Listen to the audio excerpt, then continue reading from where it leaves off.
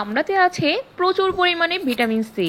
আর আমড়ার পাতাতেও আছে অনেক ঔষধি গুণাগুণ, যা সর্দি, কাশি, জ্বর, পেটে অসুখ, ডায়াবেটিস এবং ক্ষতস্থান সারাতে সহায়তা করে। আর কালো জিরাকে বলা হয় সকল রোগের মহা ঔষধ। আজকের রেসিপি আমড়া পাতা আর কালো জিরা দিয়ে দারুণ স্বাদের পুষ্টিগুণে ভরপুর ভর্তা। আমড়া পাতার ভর্তা তৈরি করার জন্য লাগবে কচি আমড়া পাতা। তো আমি এখানে কচি দেখে কিছু আমড়া পাতা নিয়ে নিচ্ছি। আমি যেহেতু লাইফের ফার্স্ট টাইম এই ভর্তাটা ট্রাই করব, এর জন্য অল্প পরিসরেই তৈরি করব, এর জন্য অল্প কিছু পাতাই নিয়েছি। এখন পাতাটাকে আমি ভালো মতো পানিতে ধুয়ে নিচ্ছি।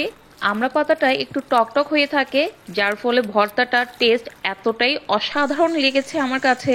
পাতাগুলো ভালো মতো পানি দিয়ে আমি ধুয়ে পানি ঝরিয়ে নিলাম। এখন নিয়েছি 1.5 টেবিল চামচ কালো জিরা। কালো জিরাটা আমি পানি দিয়ে ধুয়ে পরিষ্কার করে নেব। আর এইদিকে চুলায় একটা কড়াই বসিয়ে দিয়েছি। কড়াইটা যখন গরম হয়ে এসেছে, এই পর্যায়ে ধুয়ে রাখা কালো জিরা দিয়ে দিলাম। প্রায় 3 থেকে 4 সেকেন্ডের মতো ভেজে নেব। কালো জিরাটা খুব বেশি সময় ধরে ভাজা যাবে না, এতে করে কালো জিরাটা তিতো হয়ে যায়।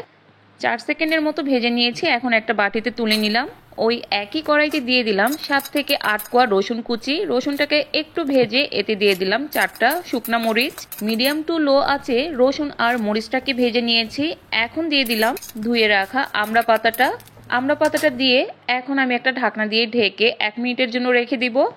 এবার ঢাকনা তুলে নেড়ে চেড়ে নামিয়ে নিব। পাতাটা কিন্তু সিদ্ধ হতে খুবই অল্প সময় লাগে। তো পাতাটাকে আমি আরও 1 মিনিটের মতো নেড়ে চেড়ে এখন নামিয়ে ঠান্ডা করে নিব। আর ভর্তার মধ্যে একটু ধনিয়া পাতা না দিলে কি আর হয়? তো আমি এখান থেকে কিছু ধনিয়া পাতা নিয়ে নিচ্ছি। এই ধরেন 4 থেকে 5টা ধনিয়া পাতা দিলেই হয়ে যাবে। আমি এখানে 4টা ধনিয়া পাতা ছিঁড়ে নিয়েছি। এখন পাতাগুলো ধুয়ে নিব। আর আজকের এই ভর্তাটা আমি শিলপাটাতেই করে নিচ্ছি। তো প্রথমে আমি দিয়ে দিলাম কালো জিরাটা। কালো জিরাটা আমি বেটে নিচ্ছি।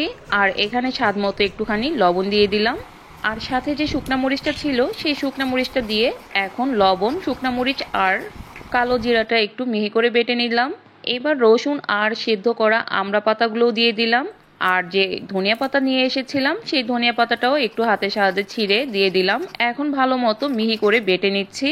বেটে নেওয়া ভর্তার স্বাদই কিন্তু আলাদা হয়ে থাকে। তো এখানে একটা জিনিস খেয়াল করেছেন নিশ্চয়ই, ভর্তাতে কিন্তু আমি কোনো প্রকার পানি ইউজ করিনি। তো আমি স্বাদ মতো আরেকটু লবণ মিশিয়ে আবারও ভালো মতো মিহি করে বেটে নিলাম। জ্বর ঠান্ডায় যাদের মুখের রুচি একেবারেই চলে গেছে, তারা একবার হলেও এই ভর্তাটা তৈরি করে খাবেন।